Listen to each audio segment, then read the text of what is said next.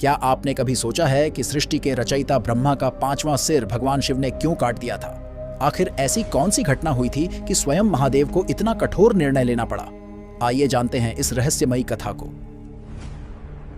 सृष्टि की रचना के बाद भगवान ब्रह्मा के 5 मुख थे। इन 5 मुखों से वे चारों वेदों का ज्ञान प्रदान करते थे। समय बीतने के साथ ब्रह्मा को अपनी सृष्टि और अपने ज्ञान पर गर्व होने लगा। कई कथाओं में वर्णन मिलता है कि यह गर्व धीरे धीरे अहंकार में बदल गया।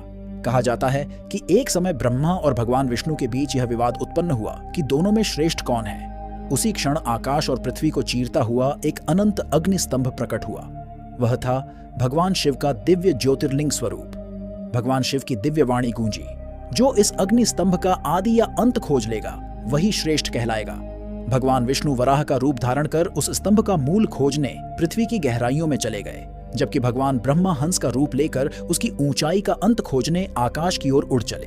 अनगिनत वर्षों तक प्रयास करने के बाद भी दोनों उस दिव्य स्तंभ का आदि और अंत नहीं खोज सके।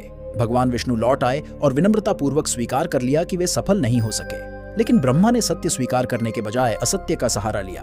कुछ परंपराओं में वर्णित है कि उन्होंने केतकी के पुष्प को साक्षी बनाकर यह दावा कर दिया कि वे अग्नि स्तंभ के शिखर तक पहुंच चुके हैं। तभी उस अनंत ज्योति से भगवान शिव प्रकट हुए। महादेव का स्वर गंभीर था। उन्होंने कहा, ज्ञान का सबसे बड़ा आभूषण सत्य है। जो स्वयं सृष्टिकर्ता होकर भी असत्य का आश्रय ले, उसका अहंकार धर्म के लिए घातक है। महादेव के क्रोध से भैरव प्रकट हुए। शिव की आज्ञा से भैरव ने ब्रह्मा के उस 5वें सिर को अलग कर दिया, जो अहंकार और असत्य का प्रतीक बन चुका था। इसके साथ ही भगवान शिव ने ब्रह्मा को यह भी वर और दंड दिया कि वे सृष्टि के रचयिता तो रहेंगे, लेकिन पृथ्वी पर उनकी पूजा बहुत कम स्थानों पर होगी। यही कारण माना जाता है कि आज भगवान ब्रह्मा के मंदिर अत्यंत दुर्लभ हैं, जबकि भगवान शिव के ज्योतिर्लिंग और मंदिर पूरे भारत में श्रद्धा के केंद्र हैं।